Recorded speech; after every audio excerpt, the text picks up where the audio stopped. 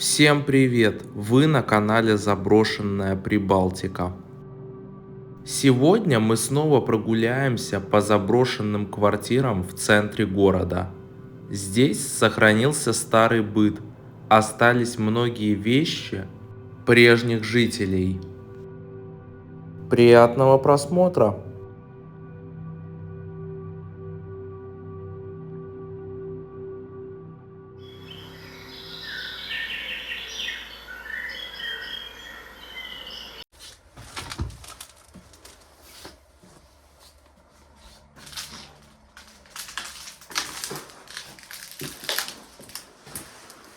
Похоже на Зингер.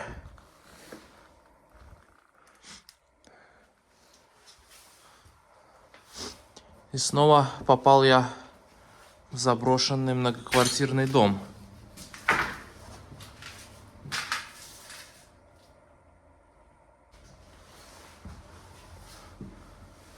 Тут, конечно, много квартир. Постараюсь показать вам самое интересное.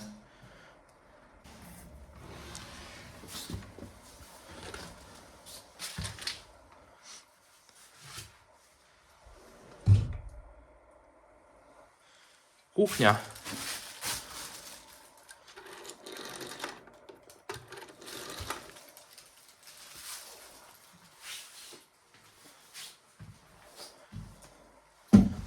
Припасы. 2001 год. Варенье. Компот 98 года. Вот это да? Не рискнул бы я, конечно, это выпить. 2005 год на календаре.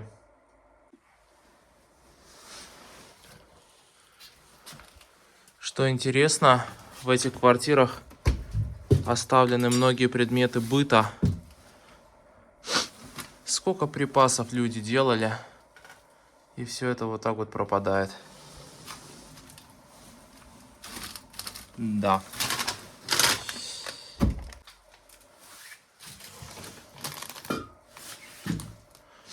Оставлены здесь некоторые предметы быта, такие как посуда,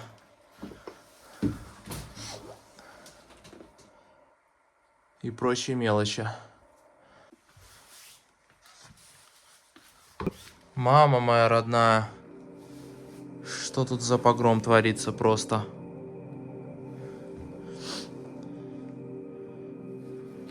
Кто-то тут что-то очень настойчиво искал, разбирал телевизоры.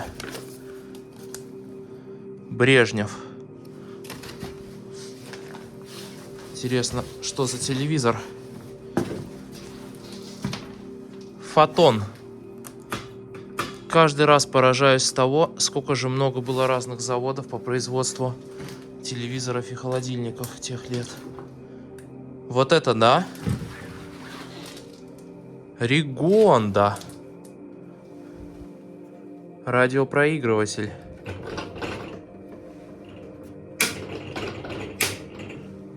Радиотехника. К сожалению, уже от этого завода ничего не осталось.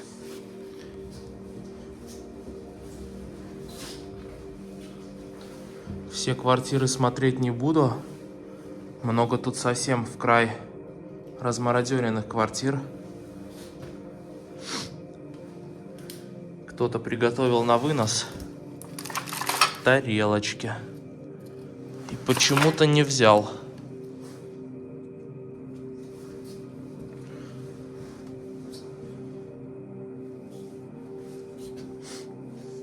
Люди, похоже, здесь не живут уже минимум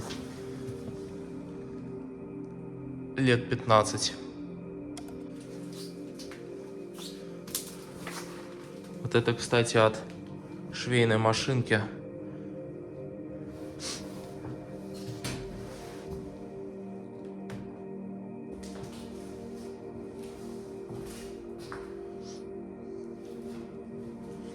Сахарница красивая. Похоже на рижскую. Гладильный столик, похоже, был очень такой тяжеленький. Кто-то баррикадировал дверь шкафом.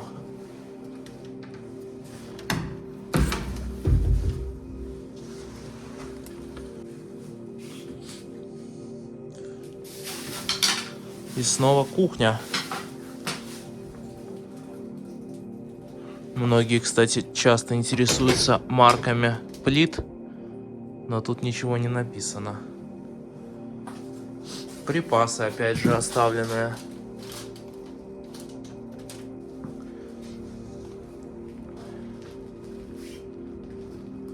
Тут, похоже, жили бездомные. Причем не так уж и давно.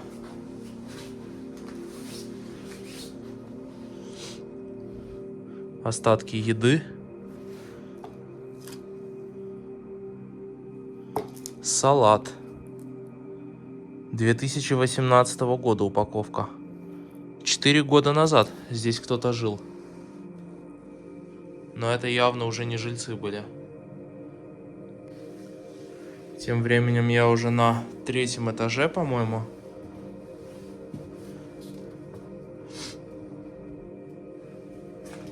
И снова кухня. 2004 года.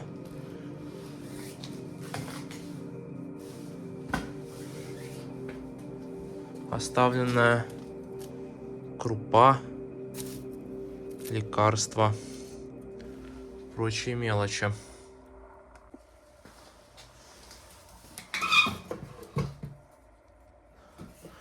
Похоже на такую небольшую соковыжималку тех лет.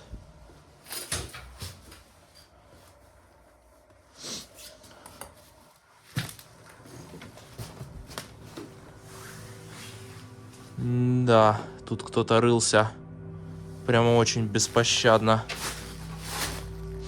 Что-то искали люди, мародеры. Книжки, все разбросано, разбито, жесть.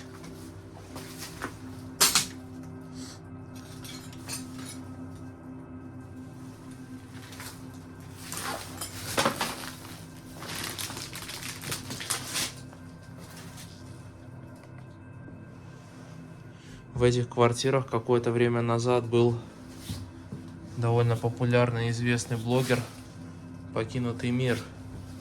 Был он здесь примерно 4 года назад. И даже уже тогда здесь был такой тлен.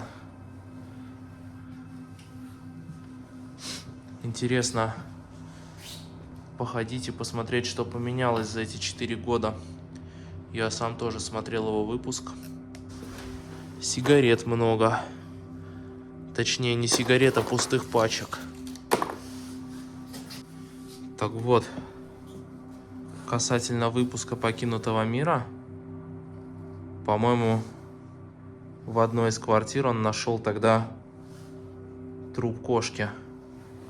Собственно, а вот он и есть, этот труп кошки. Никуда он не делся за 4 года. Да уж. Жалко животное, конечно. Эх.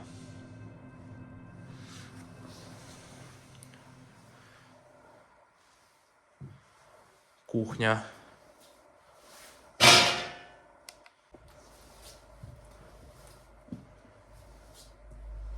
Тут тоже все разбросано.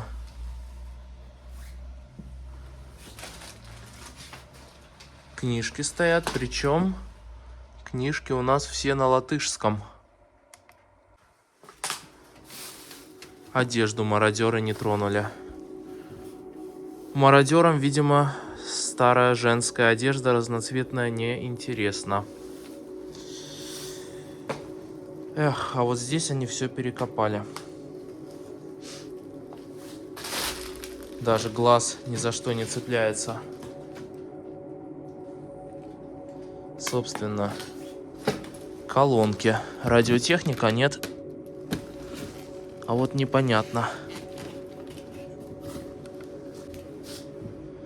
Радиопроигрыватель для пластинок в том числе.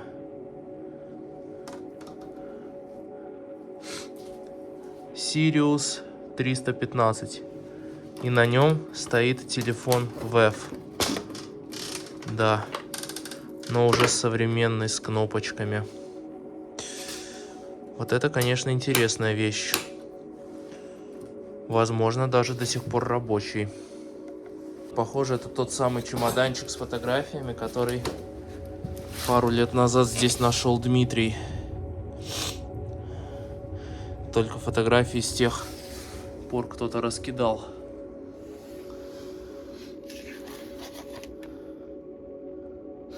Свадьба снова. Это, похоже, две одинаковые фотографии.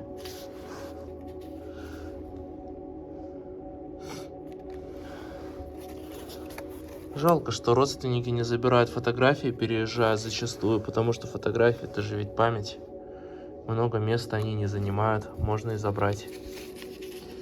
Школьный диктант 88-го года по латышскому языку. Вот это да. Местная жительница, вероятно. Ее подружки. Возможно, хозяева этой квартиры в прошлом. Какой-то праздник, может, день рождения. А вот и свадьба.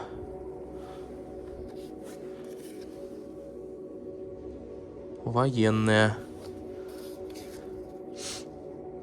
Снова посиделки в квартире.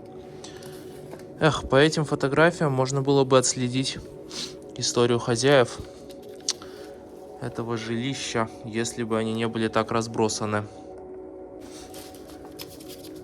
Различные записи жителей на латышском языке все.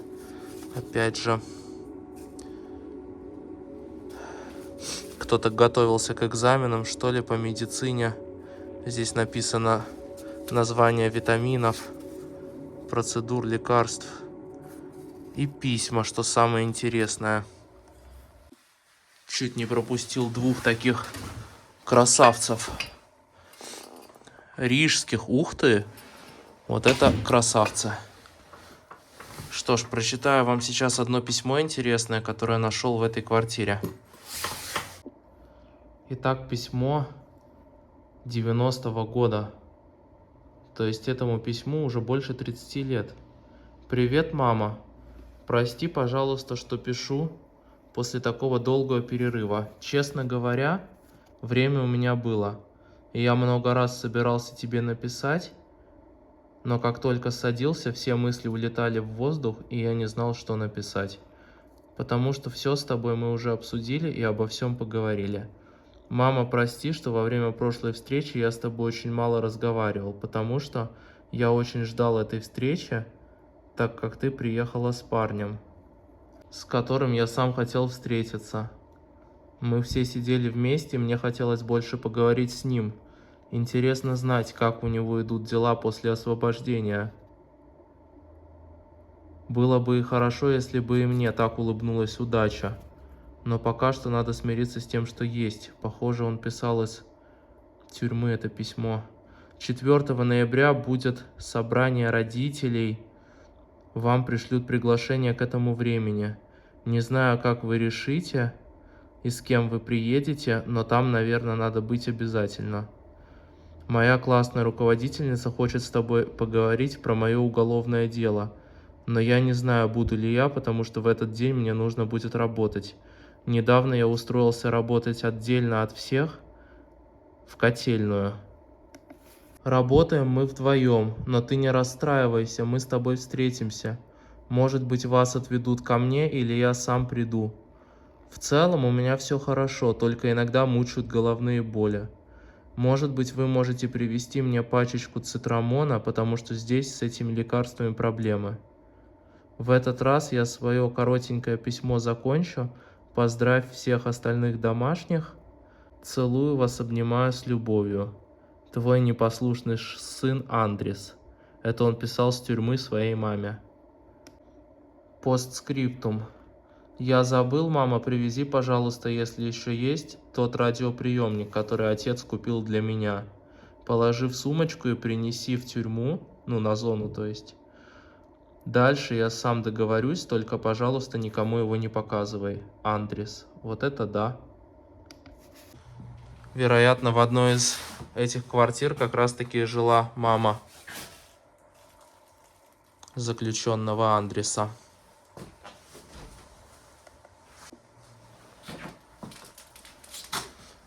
Лекарства. Опять же припасы.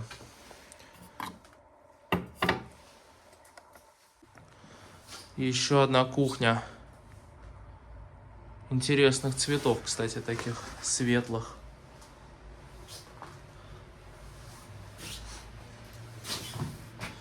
Книжка. Райнис, латышский писатель.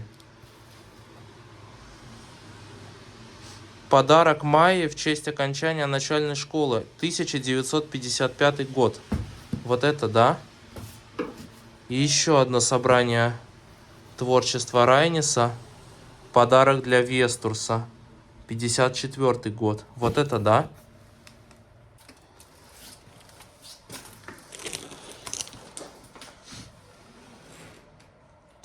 Все в голубином помете. Как я понял, тут много голубей живет в этих квартирах. На самом деле иронично. Жили люди, а теперь живут голуби. В какой-то степени. Хоть, конечно, и грустно.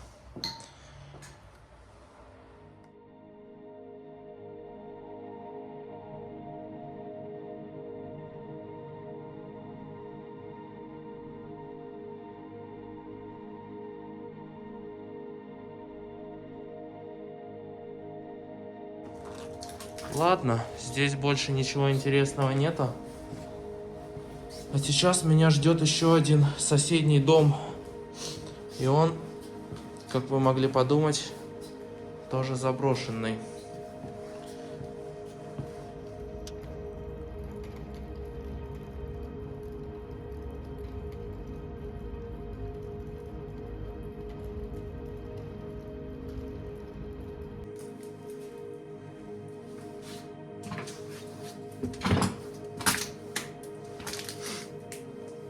Попал я в тот самый следующий дом. Запах голубиного помета и много мертвых птиц в доме. Привет. Кушай хлебушек, не бойся.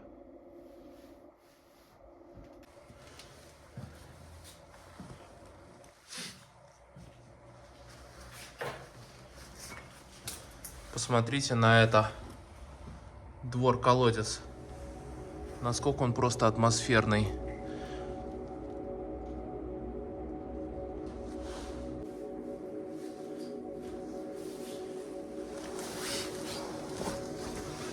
Сколько чемоданов.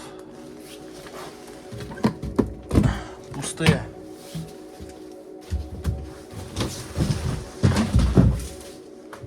Здесь тоже, к сожалению, погром.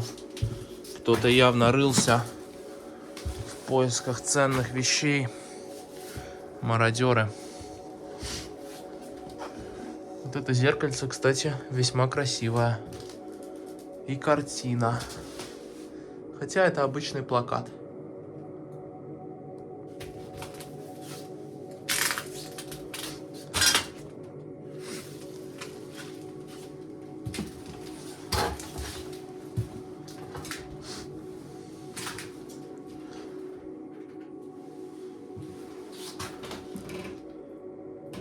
Кодры, что ли? Ух ты. Вот эта вещь. Конечно, я могу очень сильно ошибаться, но мне кажется, это утятница.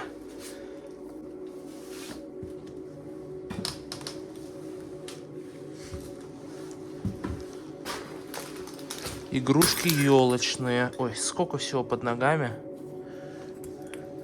Но это вряд ли советские, это, похоже, уже современные.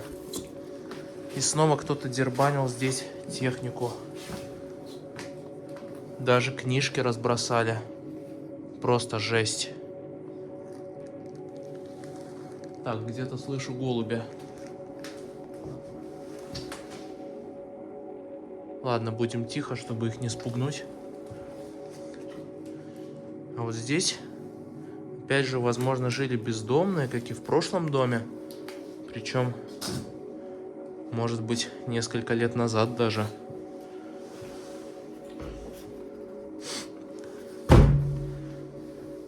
Телевизор. Рекорд 726.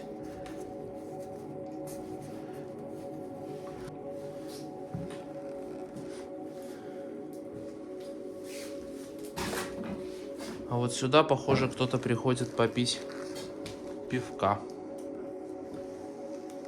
Ладно, пойду на этаж выше.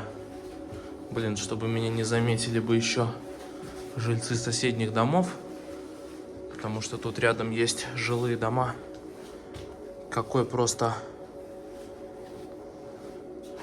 постапокалипсис, как будто все разбросанное, разбитое.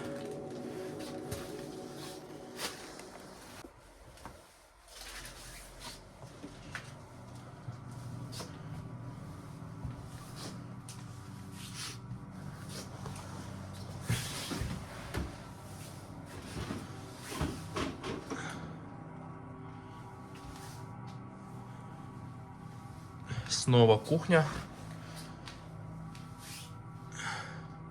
И снова припасы.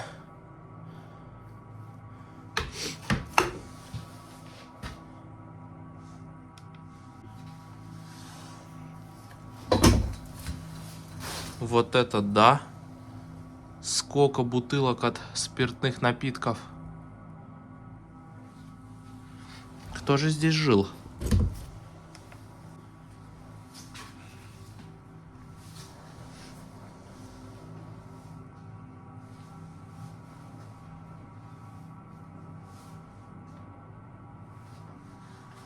Как время все нещадно убивает. Шкаф, кстати, такой, по-моему, тоже полуантикварный, если можно так сказать.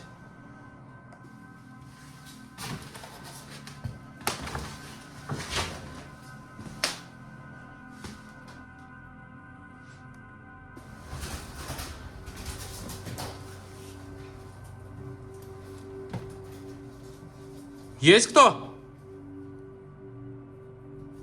А, это голуби. Это непонятные звуки услышал, показалось. Привет. Кушайте хлебушек. Вот это птенцы, наверное, сидят. Сейчас я им положу хлебушка. Я надеюсь, что голуби хлеб кушают. Чтобы они бы могли бы покушать, когда я уйду. Не бойтесь. Не бойтесь, хорошие мои.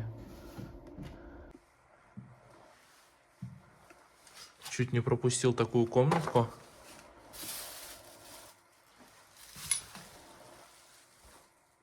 Все разбросано. Все в голубином помете. Но кое-какие вещи все же еще лежат. Учебник для молодежи по различным жизненным вопросам. Латышский похож уже на современный.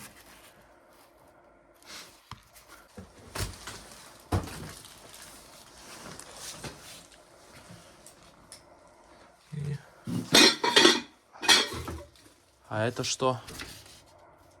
Иисус Христос. Фотография. Семейная, что ли? А, нет, не семейная. Тарелочки снова рижские. Собственно, к сожалению, здесь ничего больше-то и нету. Здесь, я чувствую, тоже будут пернатые.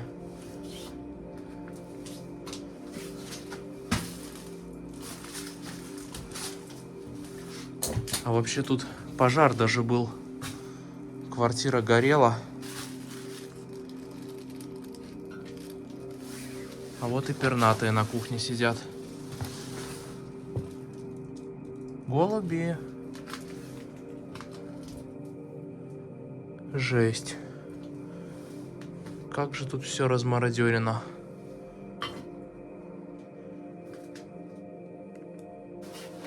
Собственно, снова припасы. Что ж, раньше, наверное, в каждом доме были припасы и заготовки. Это сейчас все покупается в магазинах.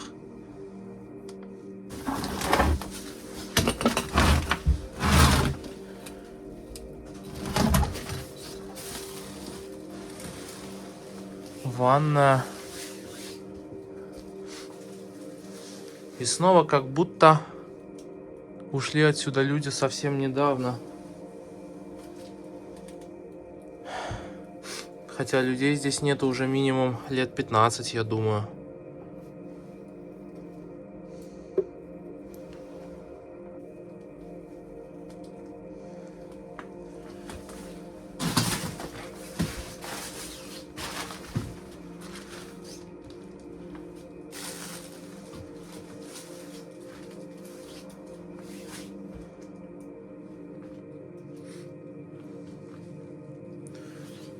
Да, даже не знаю, что тут сказать. Книжки на русском, кстати, здесь стоят уже. Дальше только чердак.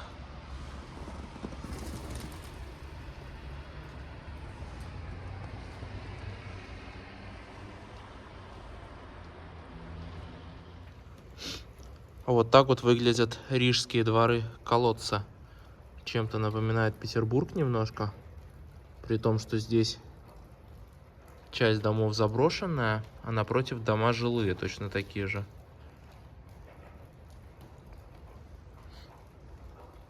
Там еще продолжение городских трущоб.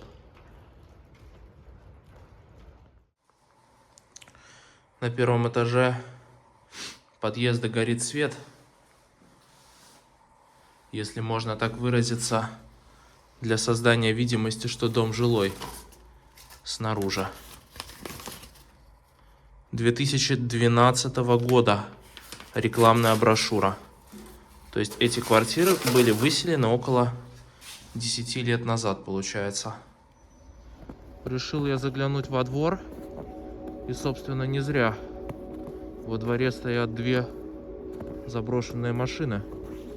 Причем одна на каких-то номерах не латвийских. Audi 100. Вот это аппарат, конечно. Сигара еще квадратная, блин. Это да. Откроется, интересно. Открыто даже. Вот это, конечно, аппарат. На механике еще, блин. В очень, кстати, хорошем состоянии машина. Удивительно, что не размародеренная.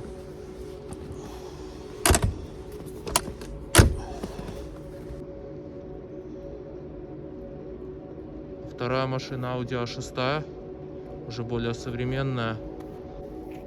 На этой машине еще техосмотр есть до 2023 года. Что ж, она, вероятно, не заброшенная, поэтому в нее я заглядывать не буду.